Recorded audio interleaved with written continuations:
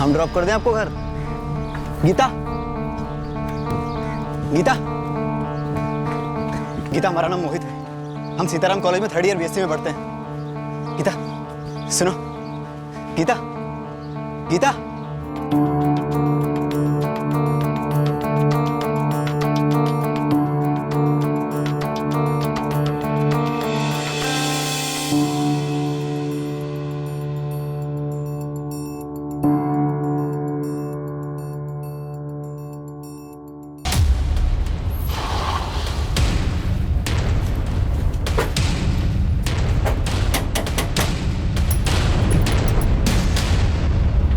जी, मोहित मौर्य है। बात क्या है? बुलाइए sir. Mohit, Mohit. Yes ma'am. चलो हमारे साथ। क्यों, क्या हुआ? बात करनी है तुमसे। तो यही बात कीजिए ना। या नहीं, थाने में। लेकिन किस बारे में बात करनी है मैम आपको? सुरेश शर्मा के मर्डर के बारे में। और उससे हमारा क्या कनेक्शन है? मैडम, ये तो कॉलेज में पढ़ता है। मैडम मेरी बात तो सुनिए मैडम। स्पेशल फोर्स लगी हुई है ब्रिजेश पाल के पीछे, तो अपनी तरफ से भी लग जा। किसी भी कीमत में, किसी भी सूरत में हमें ये ब्रिजेश पाल चाहिए ही चाहिए। साहब समझो, काम हो गया। इसके सर पे इनाम है, बंदे लोग पक्का मुंह खोलेंगे। शर्मा, इनाम की रकम बढ़ा के 40,000 कर दो। बोलने वाले जल्दी बोलेंगे, शायद ये ब्रिजेश ही अपनी खबर हम तक पहुंचा दे। ब्रिजेश पाल, वो है जीजाजी के मर्डर के पीछे। किसने करवाया ये? इतना चौंकने की जरूरत नहीं है कैलाश पाठक। ब्रिजेश पाल ने जिस नंबर से फोन करके तुम्हारे जीजा सुरेश शर्मा से फिरौती की रकम मांगी थी ना, उसी नंबर से उसने अगले दिन तुम्हें भी फोन किया था। तुम्हारे कॉल रिकॉर्ड्स में जो नंबर मिला है वो ब्रिजेश पाल का ही था। हमारे फोन रिकॉर्ड में? पर ब्रिजेश पाल हमें क्यों फोन करेगा? सुपारी का एडवांस लेने शायद। तुम ही बता दो, वरना ब्रिजेश पाल तो बताएगा ही कि सुरेश शर्मा का मर्डर फिरौती का मामला था या फिर सुपारी का। अब हम क्या बोले सर? आप ये मान के चल रहे हैं कि हमने शहर के बाहर मत जाना। वैसे जाने की कोशिश की तो हमारे लिए अच्छा ही है। शक की गुंजाइश यकीन में तब्दील हो जाएगी। वैसे एक प्यादा लगा है हमारे हाथ, जिसने शायद ट्रकर दबाया है। चल बोल, किसके कहने पर 4-4 गोलियां दागी सुरेश शर्मा? लगभग 8 दिन से तो सुरेश शर्मा की दुकान का मुआयना कर रहा था मीनारगंज मार्केट में। हम मुआयना कर रहे थे। मीनारगंज मार्केट के चाय वाले बंसी ने स्टेटमेंट दिया है कि 29 जनवरी से 5 फरवरी के बीच हर रोज शाम को 7 बजे तो उसकी चाय की टपरी पर टपकता और वहीं जमा रहता। मैडम यहीं बैठा रहता था, पर हमारी कोई खास बात नहीं होती थी इससे। मोहित मौर्य नाम है इसका। 5 फरवरी जब सुरेश शर्मा जी पे गोली चली, उस शाम भी यहीं बैठा था। हाँ, यहीं बैठा था। बिजली गई, गोली चली, तभी यहाँ बैठा था। उस वक्त इतनी अफरा तफरी मची थी कि कुछ याद ही नहीं आ रहा है। नहीं बैठा था। नहीं मैडम जी, गोली चलते वक्त वो यहाँ नहीं बैठा था। नरेंद्र जी, ये गोली चलने के बाद ये बंदा दिखाई नहीं दिया, ये हम दावे के साथ कह सकते हैं। और जब गोली चली थी तब ये बंसी के ठेले पे नहीं था, तो इसका मतलब गोली इसी नहीं चलाई है मैडम। हम वहाँ चाय पीने जाते थे, इसका मतलब हम किसी के मर्डर का मुआयना करने गए थे क्या सर? क्या मैडम, कुछ भी बोल रहे हो आप? हर चाय वाली की दुकान पे चाय पीने वाला बंदा क्या किसी को गोली चलाने के लिए मुआयना कर रहा होता है? मीनारगंज मार्केट से तेरा घर 300 मीटर की दूरी पर है ना। 29 जनवरी से पहले तो तुझे वहाँ किसी ने नहीं देखा, खासतौर से बंसी चाय वाले की दुकान पे। ऐसी क्या खास वजह थी अचानक वहाँ चाय पीने जाने की? वजह है कि वो चाय बेचता है, वजह है कि हम चाय पीते हैं। हमारे यहाँ ना बहुत कड़वी चाय बनती है। अब तो हमें मजबूर मत कर हमारी चाय तुझे पिलाने के लिए। अरे नहीं पीनी है सर आपकी चाय, आप ही पीजिए अपनी चाय। हम बता रहे हैं सर, आपको किसी ने हमारे खिलाफ गलत सलत पट्टी पढ़ाई है। किसी ने पट्टी नहीं पढ़ाई है, बाकायदा नाम लिया तेरा। किसने लिया और क्यों लिया? सिर्फ हम चाय पीने जाते थे इसीलिए? सीधी तरह बोल, जो सुपारी ब्रिजेश पाल ने तुझे दी, वो सुपारी उसे किसने दी? अब ये ब्रिजेश पाल कौन है? जिसके लिए मीनारगंज मार्केट में तूने सुरेश शर्मा को ठोक दिया। सर पहले आप लोग ये बताइए कि आपको इस केस में हमें फंसाने के लिए किसने सुपारी दी है? बात को ये गोल गोल मत घुमा, जितना पूछ रहे हैं उतना जवाब दे। गोल गोल तो आप लोग घुमा रहे हो सर। हमारा बाजार में चाय पीने का मकसद कुछ और है। क्या मकसद है? वो पर्सनल है, हम नहीं बता सकते। अरे पर्सनल ही रहेगा, कल के न्यूज़पेपर में छपेगा नहीं। बोल। सॉरी सर, पहले आप लोग ये बताइए कि हमारा नाम किसने लिया? कंचन, पता कर हमारा नाम किसने पुलिस को दिया। ब्रिजेश भैया, हमको लगता है असलम ने मुंह खोल डाला। 6 दिन पहले ही सरेंडर कर दिया। भैया वही एक ऐसा बंदा है जो जानता है आपके और सुरेश का बात हुआ था। असलम तो पहले से फट्टू था साला। पुलिस की क्या मूवमेंट है? भैया इनाम बढ़ा दिए आप पे, पूरे 40,000 कर दिए हैं। कंचन, हमें यहाँ से निकलना है, हमारा रास्ता तैयार करो फौरन। भैया हम अभी काम पे लग जाते हैं। और भैया सबसे पहले ये नंबर बंद कर दो, कहीं दूर फेंक दो। सही बोल रहे हो, हम रात को तुमको दूसरे नंबर से फ़ोन करेंगे। हाँ कैलाश मामा, आपने ये बात पुलिस को क्यों नहीं बताई? क्योंकि निखिल, हमें ये बात सूझी नहीं। हमें ये बात सूझी ही नहीं कि ब्रिजेश पाल इसके पीछे हो सकता है। दीदी, आप तो ऐसी शक की नज़र से हमें ना देखिए। देखिए, हम दावे के साथ कह सकते हैं क्योंकि चाल चल रहा है। हम मानते हैं कि ब्रिजेश पाल ने हमको फ़ोन किया था। क्यों किया था? अरे यही बात तो इससे हमने पूछा। अरे हमें क्यों फ़ोन कर रहे हो भाई? हम कहाँ से पैसे देंगे तुम्हें? कैलाश, तुमसे कौन मांग रहा है बे पैसा? पैसा तुम्हारे जीजाजी के पास है, उनसे निकलवाओ। हमसे ये नहीं होगा, और हमसे क्या, किसी से नहीं होगा कि जीजाजी से पैसे निकलवाए। तुम्हें यकीन नहीं होता ना, तो तुम उन्हीं को फ़ोन कर लो ना। सब उन्हीं के हाथ में है, हमारे हाथ में कुछ नहीं है। डरका रहे हो बेटा हमको? हाँ? मतलब साला माहौल क्या बदला, तुम लोगों के तेवर बदल गए? अरे कोई तेवर नहीं बदले भाई, हमारे हाथ में कब क्या था फैसला लेने जैसा। और आपने ये भी बताना जरूरी नहीं समझा कि ब्रिजेश पाल ने पापा को ही फोन किया। क्या पापा ने मना किया था पैसे देने से? हमें नहीं मालूम कि ब्रिजेश ने जीजाजी को फोन किया था या नहीं। हमें तो पुलिस ने बताया, तब हमको ध्यान आया। और लेकिन हमें लगता है कि ब्रिजेश ने हमें और जीजाजी को खुद से फोन नहीं किया होगा। उसके पीछे वो जीजाजी के भाई धर्मेंद्र और अश्विनी, उसने करवाया होगा।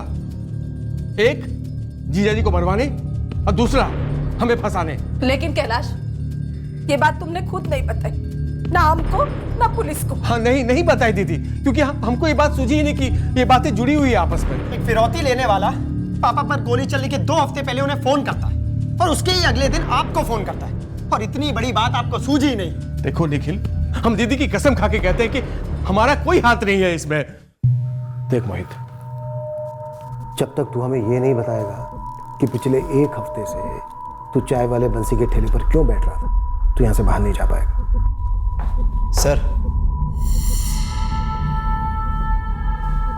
एक लड़की है। चल सुना कहानी। कहानी नहीं, सच है सर। हम उसे गर्लफ्रेंड बनाना चाहते हैं। प्यार हो गया उससे। कोशिश कर रहे थे कि कम से कम पहले फ्रेंडशिप तो हो जाए।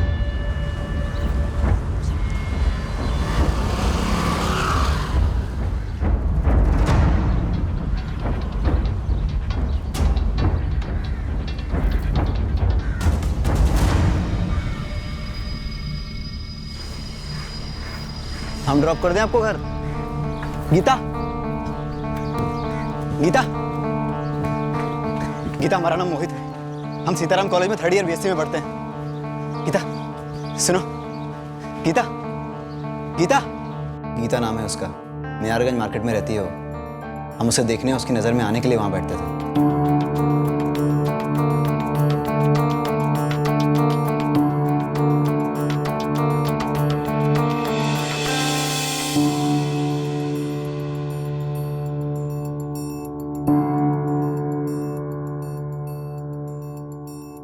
उस शाम को जब बिजली गई तो हम चाय की दुकान पे थे ही नहीं। हम तो बस गीता का पीछा कर रहे थे। मतलब स्टॉकिंग? मतलब प्यार। हमारा इरादा नेक है मैडम। गीता मीनारगंज मार्केट में नई रहने आई है और पहले दिन से हमारा दिल आ गया उस पर। ट्राई मार रहे थे कि पता नहीं आपको किसी ने कह दिया कि हम मर्डर किए हैं। सर 100% आपको किसी ने गलत टिप दी है हमारे बारे में। गलत काम किया है तूने। हमें एकदम सही टिप दी है किसी ऐसे ने जो बारीकी से स्टडी कर रहा था तुझे। सर हमें तो लगता है हमें बेवजह फंसाया जा रहा है और आप लोग भी झांसे में फंस रहे हो। देखिए सर, हमारा एक लेक्चर ऑलरेडी मिस हो गया है। अगर अभी निकल जाएंगे तो दूसरा लेक्चर मिस नहीं होगा। प्लीज़ हमें जाने दीजिए। ठीक है जा, लेकिन शहर के बाहर नहीं जाएगा। हम यहीं हैं, ना इस शहर से जा रहे हैं ना ही हिंदुस्तान से।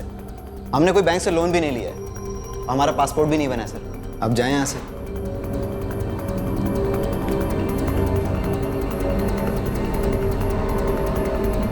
और मैडम, आपने जो स्टॉकिंग की बात कही थी ना, उससे हमें आपत्ति है क्योंकि हमें लगता है गीता अब हमें लाइक करने लगी है। हमारी दोस्ती की शुरुआत हो सकती है। बस आप लोग हमारे बारे में गलत सलत खबर मत फैला देना, नहीं तो हमारा सारा इंप्रेशन खराब हो जाएगा और बनती लव स्टोरी बिगड़ जाएगी। अब तेरा लेक्चर मिस नहीं हो रहा है जो प्यार पे हमें लेक्चर दे रहा है। सर, जिस किसी ने भी हमें इस मोहित के बारे में टिप दी है वो ज़रूर मीनारगंज मार्केट का लोकल होना चाहिए, जो ये जानता है कि मोहित वहाँ रोज आता है। जिस नंबर से हमारी कॉल लाइन पर ये मोहित वाली टिप देने के लिए कॉल आया था, सुशील से कहो उस नंबर की डिटेल निकाले और इस मोहित मौर्य की भी डिटेल कुछ भी नहीं हुआ। असल मैं इस गीता से भी बात करती हूँ। अरे कुछ नहीं है माँ, तुम टेंशन ना लो, हम ठीक है। हाँ अभी कॉलेज जा रहे हैं, घर आके बताते हैं सब आपको।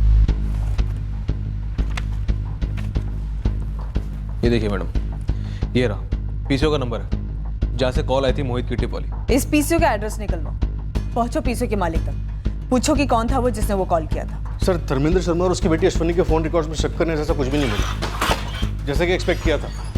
इन दोनों का ब्रिजेश पाल से कोई भी कनेक्शन नहीं बन रहा। स्पेशल फोर्स की ब्रिजेश पाल पर क्या प्रोग्रेस है? लगे हुए हैं सर, इनाम 25 से 40 हज़ार कर दिया। सर मुझे ये कैलाश पाठक, सुरेश का साला, इसका कोई झोल लग रहा। झोल में बुबाल लाने का वक्त आ गया है अजय। सुरेश शर्मा की स्टेट एजेंसी पे पहले का वर्कर कौन था जिसने कैलाश और सुरेश के रिश्ते के बारे में बताया था? मंगल अग्रवाल। इस मंगल अग्रवाल और कैलाश दोनों को आमने सामने बढ़ाते हैं।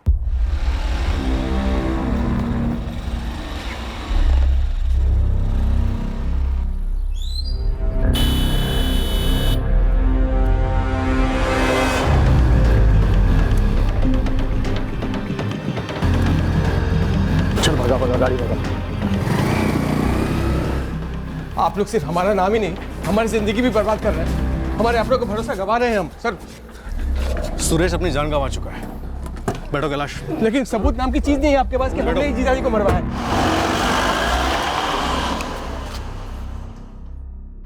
अब तो किसी पर भी भरोसा करने से डर लगता है निखिल। समझ में नहीं आता कौन अपना है और कौन नहीं। जिसने भी पापा को हमसे छीन लिया वो अपना हो ही नहीं सकता माँ, उसका पर्दाफाश होकर रहेगा। आइए माता जी, बहन जी, बहुत सारी सब यही मिलेगी। आइए खाइए, छोले भटूरे, छोले भटूरे, छोले भटूरे जी, गीता है घर पे? पुलिस आई है गीता, क्या बात करनी है पुलिस को तुझसे? मुझे कैसे पता होगा माँ? गीता तुम किसी मोहित मौर्य नाम के लड़के को जानती हो क्या? नहीं, हम किसी मोहित मौर्य को नहीं जानते। ये है मोहित मौर्य। ये लड़का कौन है गीता? हमें नहीं पता माँ। मैडम, इसे हमने मार्केट में देखा है और एक बार इसने हमारे कॉलेज के बाहर हमें लिफ्ट ऑफर की थी। शायद नाम भी बताया था, मोहित ही होगा। तेरा कुछ चल रहा है इसके साथ गीता? नहीं माँ, ऐसा कुछ भी नहीं है। मैडम, इसने आपसे कुछ और भी कहा है क्या जब इस तरह से हमारे घर चले आए ऐसे सवाल करने? 5 फरवरी को तुम्हारे घर के बाहर एक शूट आउट हुआ था सुरेश शर्मा का। हमारा कोई लेना देना ही नहीं है, ना उस हत्या से और ना इस लड़के मोहित से। हम तुम पे कोई आरोप नहीं लगा रहे हैं। ये लड़का मोहित मौर्य, इसने कहा है कि ये नीचे मार्केट में तुम्हें देखने आता था, तुमसे बात करना चाहता था। गीता माँ, अब प्लीज चुप रहिए ना। अभी भी मैं चुप रहूं? हाँ, ये लड़का तेरा नाम जानता था, तुझे बाइक पे बिठाने की बात कर रहा था, तू हमें कुछ नहीं बताती। आने दे, तेरे पापा को सब कुछ बताऊंगी मैं। बता देना सब कुछ। हम आपसे कब से कह रहे हैं हम नहीं जानते इस लड़के को। अगर कोई लड़का हमसे सामने से बात कर रहा है, हमें अप्रोच कर रहा है, तो हमें क्या करना चाहिए? जन्म कुंडली निकाल ले अब उसकी। और मैडम, ये ना आपने बिल्कुल ठीक नहीं किया। प्लीज अब जाइए यहाँ से। अरे उसने हमारा नाम लिया तो हम क्या करें माँ? हमारी गलती क्या है इसमें? खामखा एग्जाम के टाइम एक और बकवास टेंशन। हाँ सुशील बोल, मिल गया पीसीओ? हाँ मैडम, वहीं पर हूँ जिस पीसीओ से मोहित की टिप देने वाली कॉल की गई थी।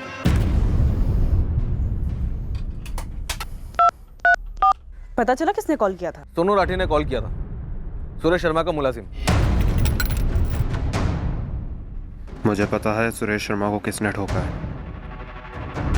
मोहित मौर्य ने उसकी सुपारी ली थी।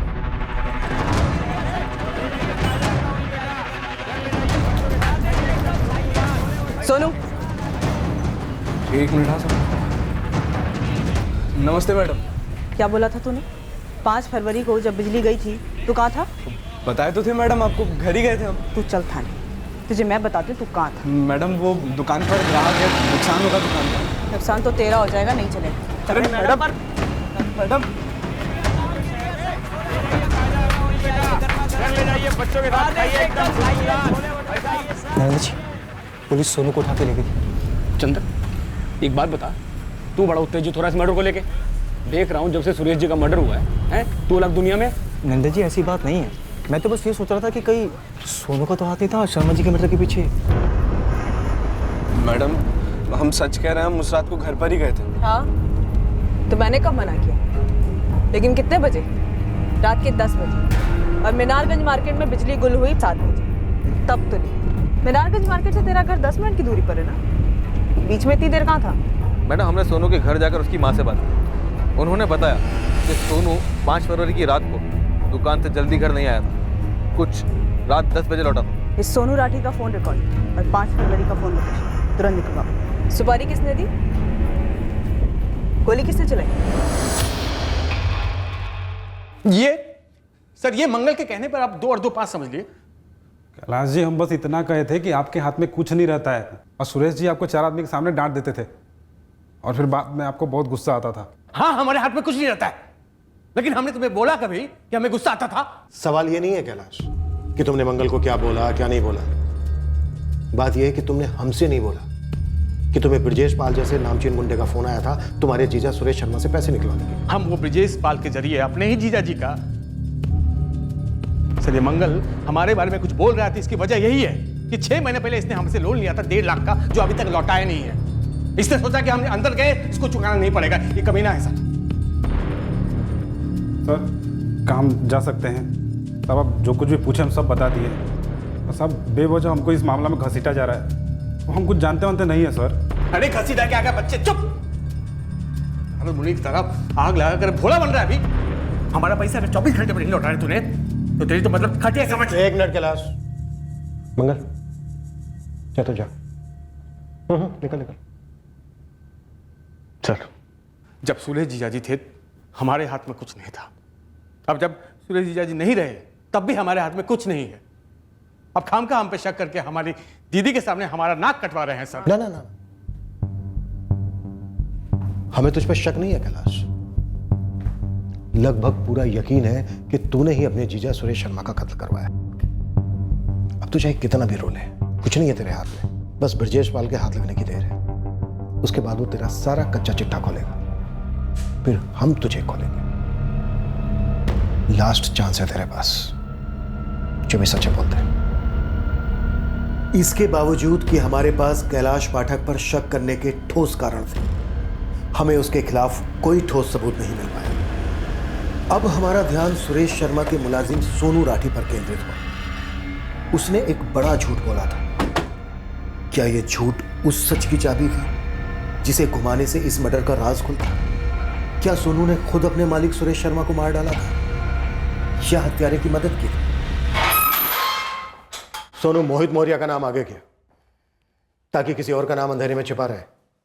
5 फरवरी के अंधेरे में तो खुद को बचा रहा है या अपने किसी साथी को? अब हम क्या बोले मैडम? सब सच बोल, सच। चल बोल बोल बोल। सब वो हम उसको कितनी बार मना किए थे कि मत बैठा कर वहां पर। मैं किसे मना किए थे? कहाँ मत बैठा कर? वो मोहित मौर्य को साहब, और किसे? जब देखो तब पीछे गोंद लगाकर हमारी दुकान के बाहर बैठ जाता था।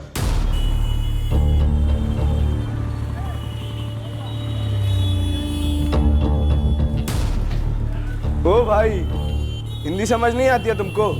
दादागिरी नहीं समझ में आती मुझे। अबे कल बोले परसों बोले अच्छी तरह बोले यहाँ मत बैठा करो, समझ नहीं आती है? तुम्हारी जबान में कह रहे फुट लो यहाँ से। क्यों, दुकान तेरे बाप की है क्या? बाप पे जाएगा? रुक, तुझे तेरी नानी याद नहीं दिलाई ना तो हमारा नाम भी सोनू नहीं। अरे सुरेश जी जरा देखिए इस लौंडे को। क्या हुआ रे सोनू? अरे कुछ नहीं सर, अपने नौकर को थोड़ा तमीज सिखाइए बात करने की। अबे जाओ, हमको तमीज सिखाएंगे। इतना बड़ा झगड़ा था तेरा उसके साथ, तभी तूने सीधे सीधे मर्डर केस में मोहित मौर्य का नाम आगे कर दिया। सब वो मोहित मौर्य, सब वो वहां से बैठा नहीं रहता था, सब वो तारता था।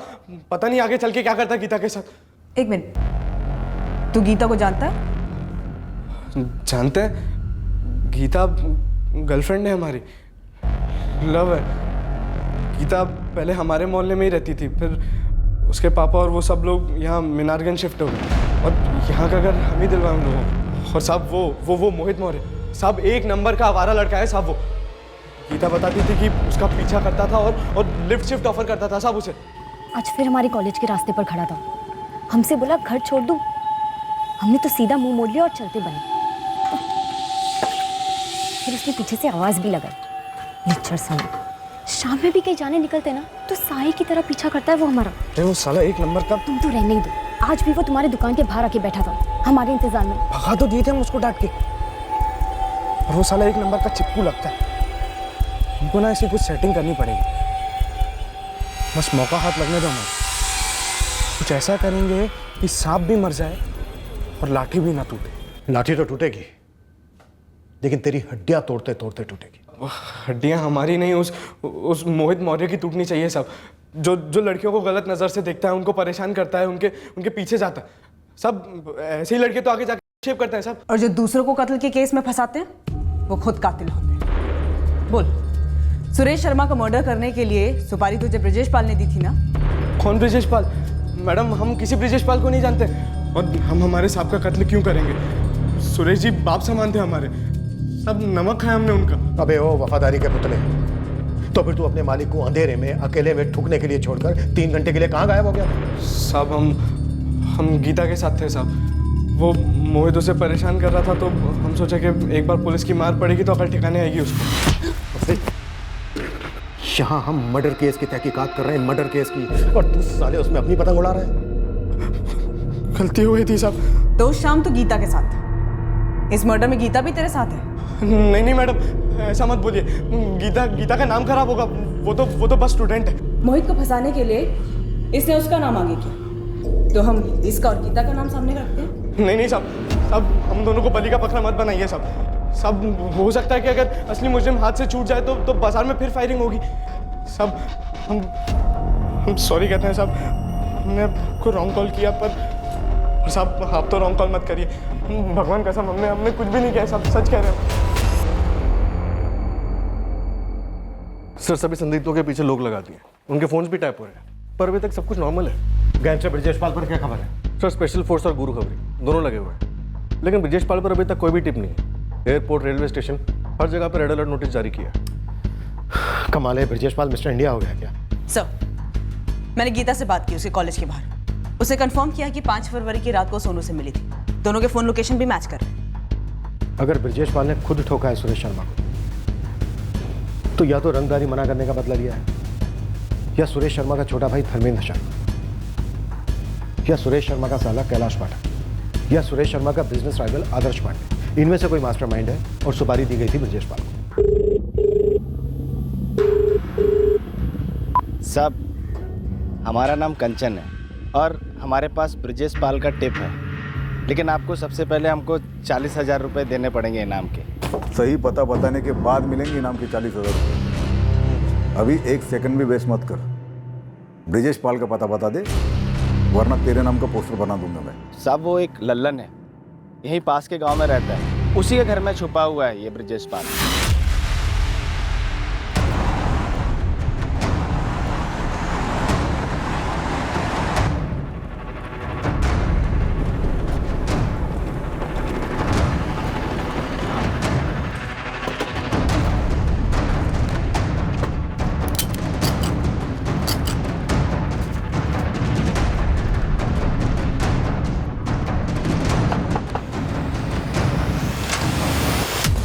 नहीं साहब, ठोको मत साहब। ललन मियाँ, अपने दोस्त ब्रिजेश पाल को बोलो पीछे की खिड़की से भागे। 2 लोगों की रिसेप्शन कमेटी बैठी वहां पर। ब्रिजेश भैया, ललन, ब्रिजेश पाल, कैसे चलोगे? लेट के या चल के? चलेंगे ना साहब, जैसा आप बोलेंगे वैसे ही चलेंगे। साहब, आपको हमारा नाम कंचन ने बताया ना, उसी की वजह से अंदर जा रहे हैं, है ना? तुम अंदर नहीं जाओ, नहीं अब बाहर आओ। अब ऐसा मत बोलिए साहब, ये दोनों पंटर, ये असलम बेग और कंचन हमारे साथ डबल गेम खेल रहे था। वो असलम बेग जिसने खुद को सरेंडर करवा के हमारा नाम उगल दिया, और वो कंचन छुपाने के बहाने पकड़वा दिया। अब इनाम की रकम दोनों आधी बांट लेंगे।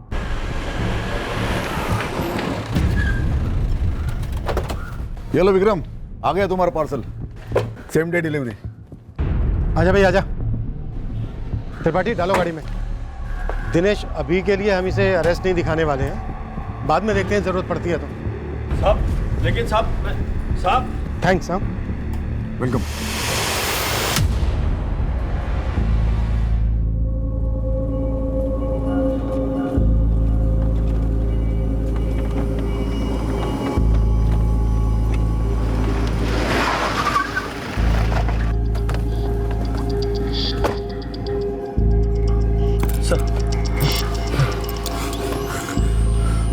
त्रिपाठी, बाइक का बंदोबस्त कर फटाफट।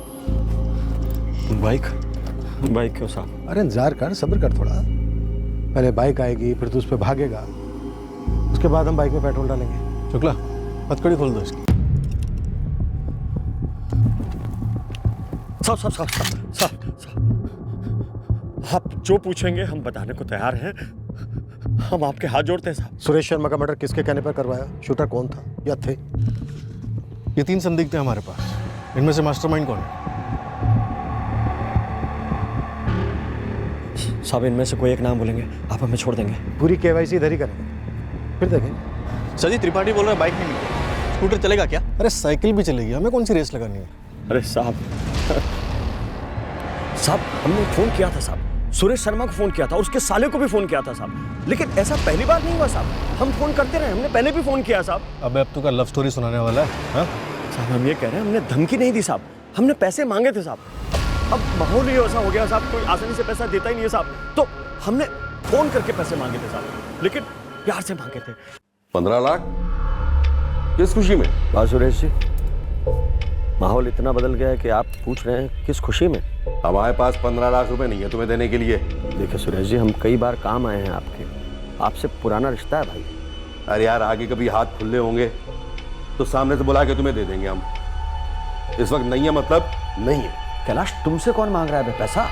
पैसा तुम्हारे जीजाजी के पास है, उनसे निकलवाओ। हमसे ये नहीं होगा। हमारी तरफ से एक बार बात करो उनसे। तुम खुद ही बात कर लो, हमें तक मत करो। चलो कैलाश, अब तो हर कोई पैसा देने से मना कर रहा है, तो क्या सबको मारते मरवाते फिरेंगे? 4 महीने से कोई काम हाथ में नहीं उठाया साहब। हम तो यहाँ तक सोच रहे थे साहब, अज्ञात काल करके खुद को सरेंडर करवा देते हैं, कम से कम इनाम का पैसा तो खुद उठा लेंगे। लेकिन ये असलम और कंचन, इन्होंने हमारी पीठ में छुरा भोंक दिया साहब।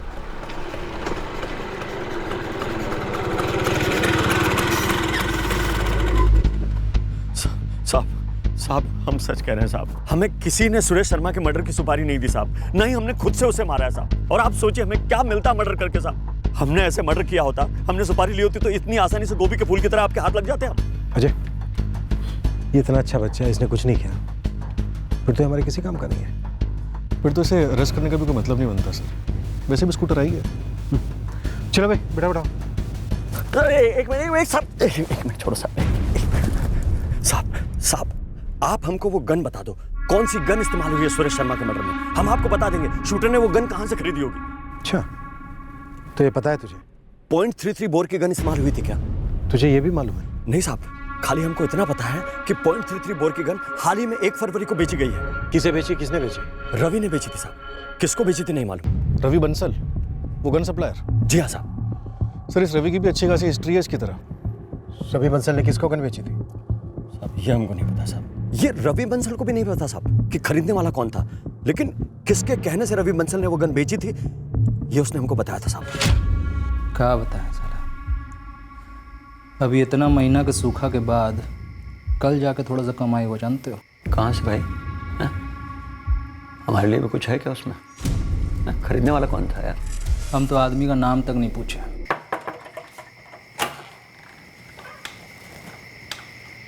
तौफीक ने भेजा वो 1.33 बोर की गन और 6 गोलियां चाहिए। और तौफीक कहाँ है अभी? गधे की शादी में गया।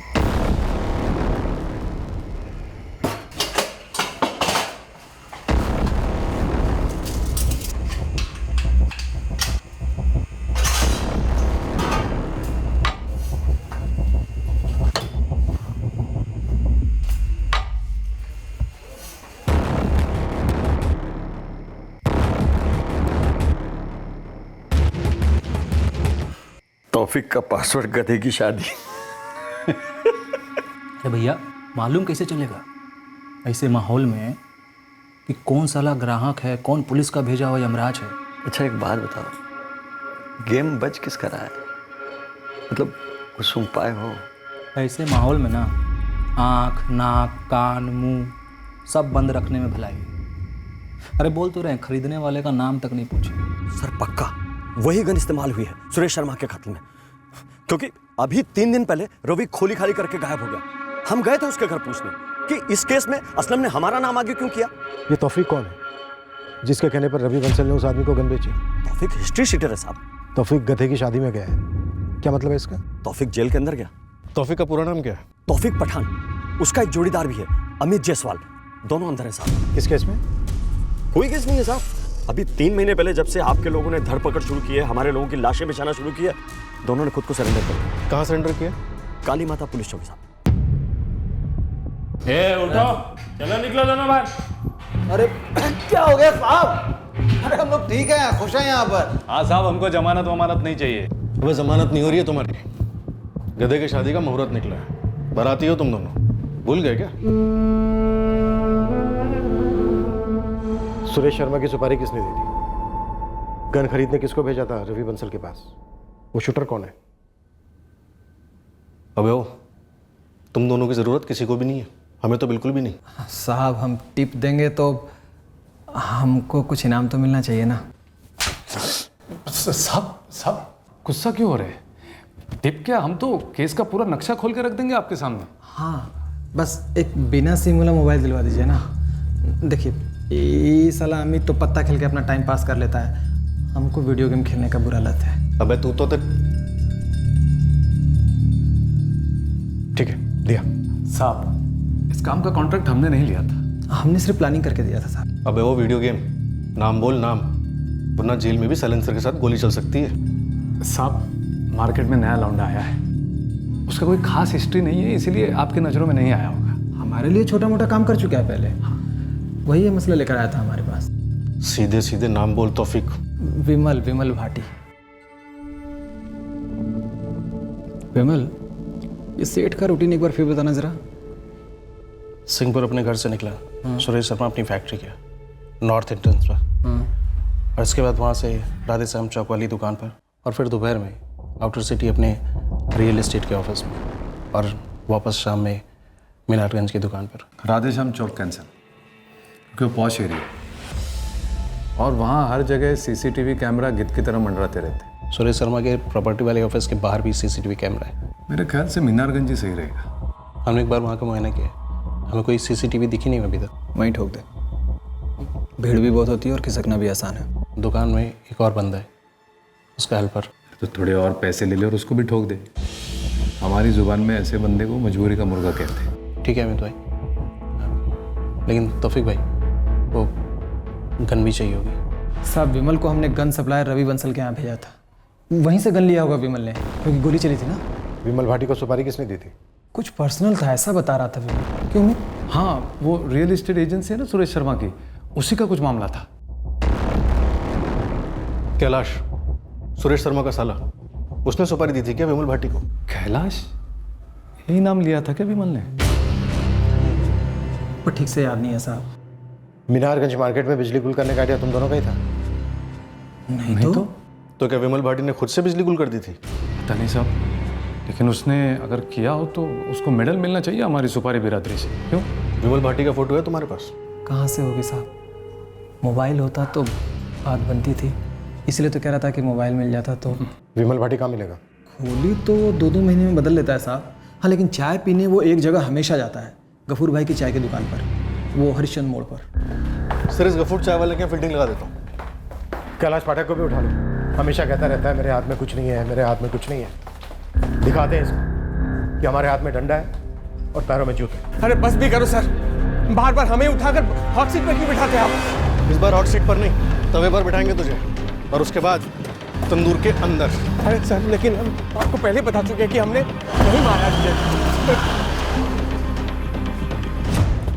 गफूर जी, मैं वहाँ पीछे स्कूटर पे बैठी रहूँगी, जैसे ही वो विमल भाटी आता है यहाँ पे चाय पीने, तो वहाँ सड़क पे बढ़ के एक प्याली चाय गिरा देना। ठीक है, लेकिन 2 दिन से वो यहाँ आया नहीं है विमल। कोई बात नहीं, हम वेट करेंगे।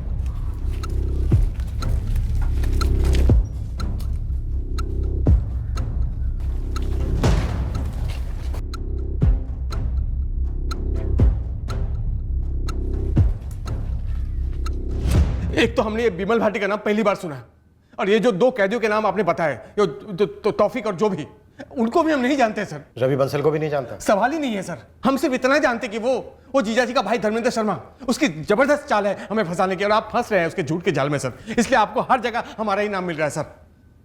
हमारे हाथ में तो कुछ नहीं है सर। पहले हमें ब्रजेश पाल की तलाश थी, अब हमें विमल भाटी की तलाश है। वही बताएगा तेरे हाथ में क्या है, तेरे हाथ में क्या नहीं है। कौन विमल सर? क्या बोल रहे हैं सर आप? हमारी बात तो सुनिए सर। बराती की खातिरदारी करना, इसे इतना खिलाना कि ये उल्टी कर दे विमल भाटी का ठिकाना। गलत कर रहे हैं आप, गलत कर रहे हैं सर। आप सर बहुत भारी गलती कर रहे हैं सर। हम निर्दोष से बोल रहे हैं सर। 2 दिन 2 रातें हर सख्त पैंतरा अपनाया हमने, फिर भी कैलाश पाठक अपने बेगुनाह होने की दुहाई देता रहा।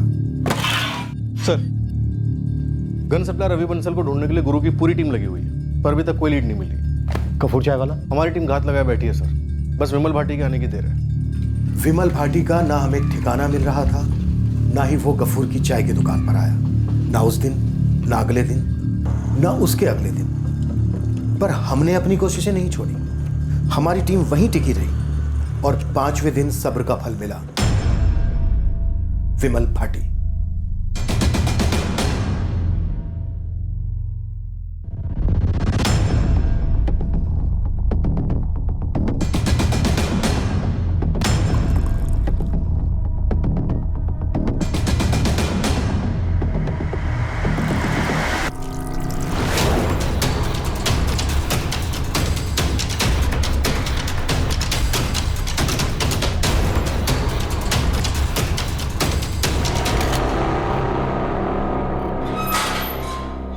विमल भाटी उस शख्स का नाम लेने जा रहा था जिसके लिए उसने सुरेश शर्मा का कत्ल किया। जब विमल ने वो नाम लिया, हम सब दंग रह गए।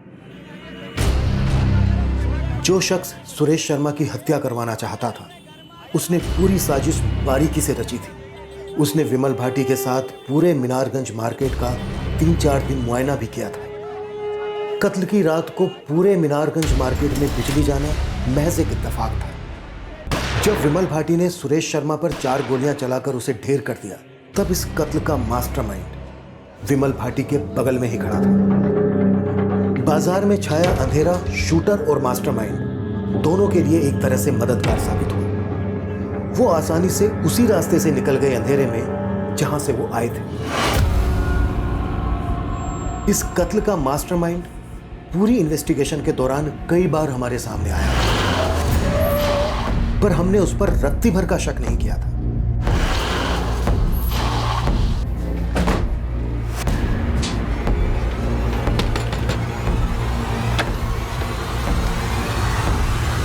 अब क्या चाहिए सर? तेरा दोस्त विमल भाटी तुझे याद कर रहा है, चल मिलवाए तुझे, ले चलो। अरे साहब क्या हुआ? साहब मेरे बेटे को छोड़ दो साहब। ऐसा भी नहीं था कि इस कत्ल की वजह हमारे कानों पर नहीं पड़ी थी। वजह कैलाश पाठक ने बातों बातों में बता दी थी कि 6 महीने पहले इसने हमसे लोन लिया था 1.5 लाख का, जो अभी तक लौटाया नहीं है।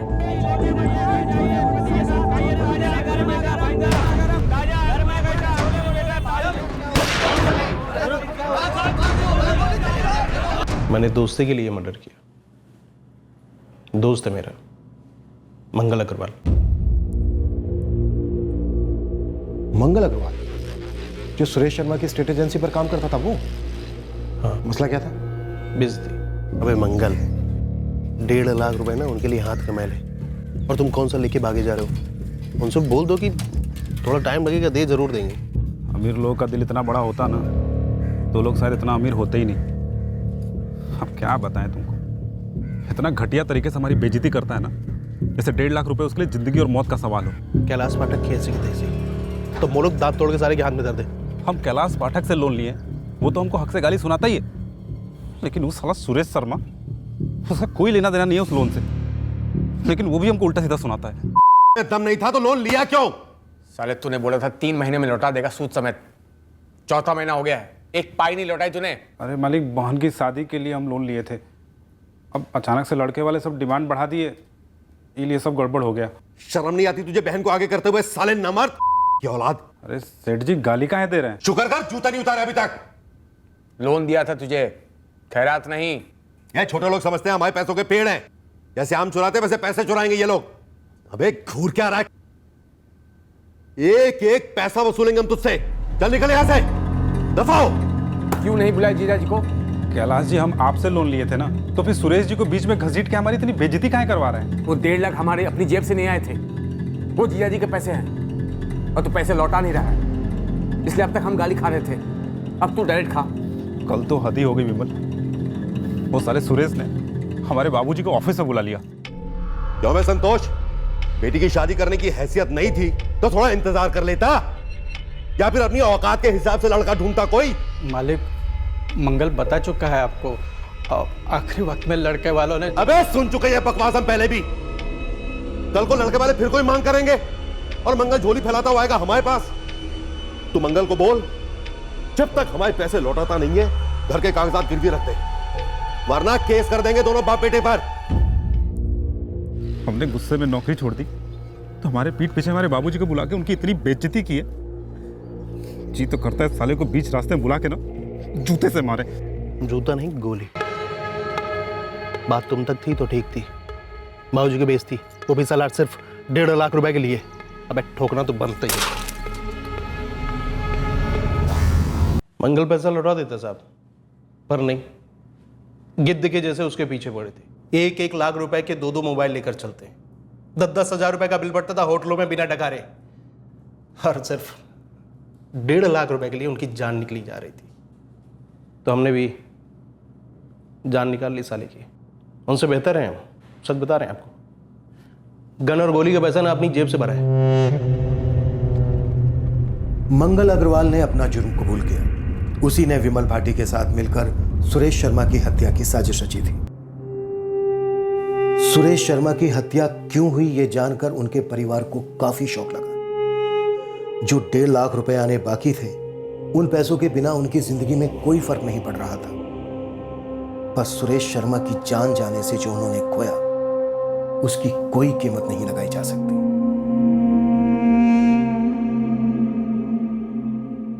मंगल अग्रवाल के साथ साथ उसके परिवार ने भी बहुत कुछ खोया है। मंगल अपने परिवार का सहारा था, अब उस पर एक मुजरिम होने का दाग लग गया है। लिया गया लोन, दी गई गालियां, उसके चलते खून का खोलना, बेइज्जती का बदला लेने का प्लान बनना, ये सारे पहलू मिलकर चार्जशीट में ये जुर्म क्यों हुआ, इसका पुष्टिकरण करते हैं। दुख की बात यह है कि कत्ल जैसे संगीन जुर्म का रास्ता एक तरफा है। जुर्म के बाद वापस लौटकर गलती सुधारने की कोई गुंजाइश नहीं रहती। फिर भी इस जुर्म का जो क्यों है, उसे बारीकी से स्टडी करना बेहद ज़रूरी है। जब सर पर गुस्सा सवार होता है, ठगे जाने का आक्रोश उमड़ रहा होता है, बेइज्जती का दर्द तड़पा रहा होता है, तब ज़रूरत होती है एक ब्रेक की, रुककर सोचने की कि क्या किसी को छोटा महसूस कराने में, उसकी इंसल्ट करने में, उसके अपमान को अपना बदला समझने में कोई समझदारी है?